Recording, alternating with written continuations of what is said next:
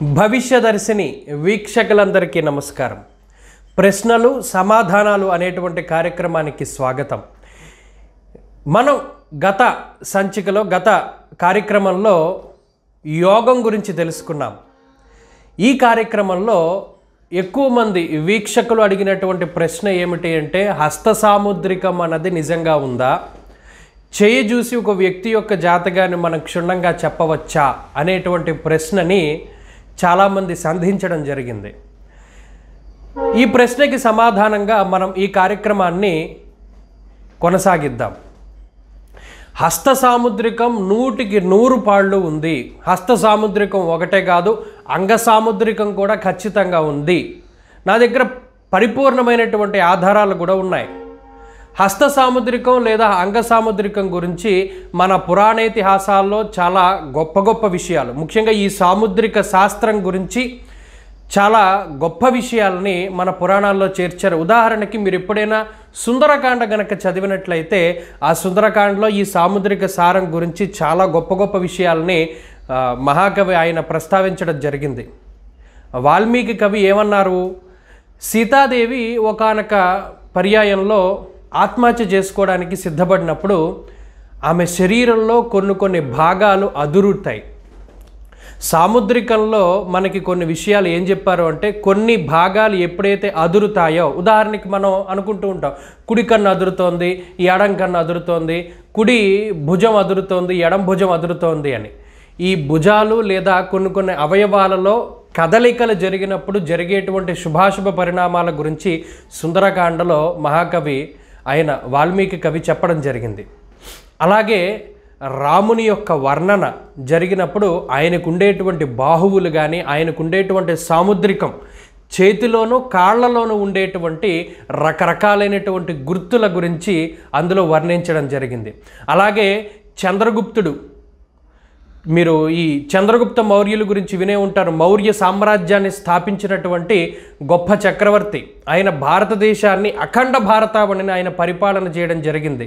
అంటే ఇప్పుడు ఉండేటువంటి పాకిస్తాన్, ఆఫ్ఘనిస్తాన్ని కూడా వాళ్ళు పరిపాలన చేశారు.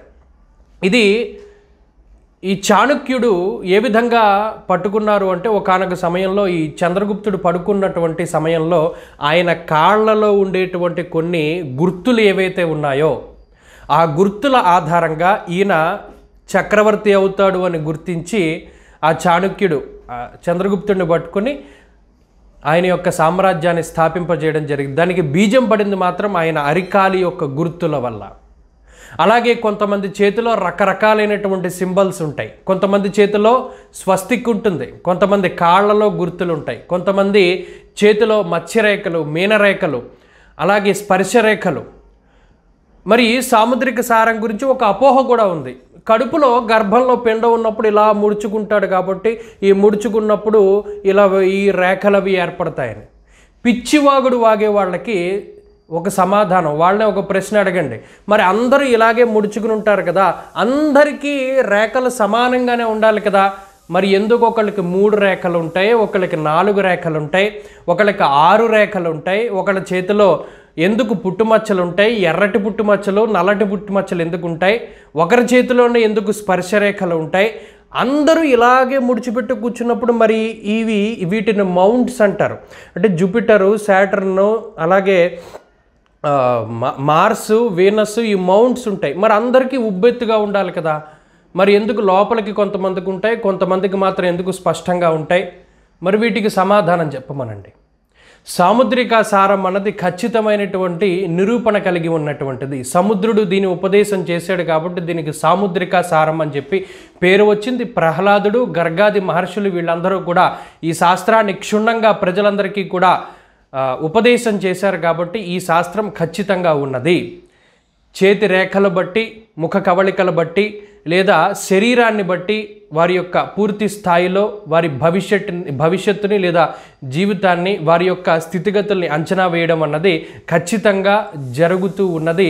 ఇది ఖచ్చితంగా నిరూపణ ఉన్నటువంటి శాస్త్రం. ఏది బేస్ లేకుండా మన ఋషులు ఎప్పుడూ కూడా చెప్పలేదు. ఖచ్చితంగా వీటికి ఆధారాలు ఉన్నాయి కాబట్టే వీటిని ముందుకు తీసుకెళ్తూ ఉన్నారు. ఇప్పటికీ ఇన్ని వేల సంవత్సరాలైనా ఈ శాస్త్రాలు బతుకుతూ ఉన్నాయంటే వీటికి ఖచ్చితమైనటువంటి ప్రూఫ్లు ఉన్నాయి కాబట్టి, ఇవి వెళుతూ ఉన్నాయి కాబట్టి ఈ సాముద్రిక సారం అన్నది ఖచ్చితమైనటువంటి శాస్త్రం. మన భవిష్య దర్శనంలోనే వీటికి సంబంధించినటువంటి వీడియోలు కూడా మనం భవిష్యత్తులో చేయబోతూ ఉన్నాం. కాబట్టి ప్రశ్న సమాధానం అనేటువంటి ఈ కార్యక్రమంలో భాగంగా ఈ సాముద్రికం గురించి అడిగినటువంటి వాటికి బహుశా నేను సమాధానం చెప్పే ఉంటాను.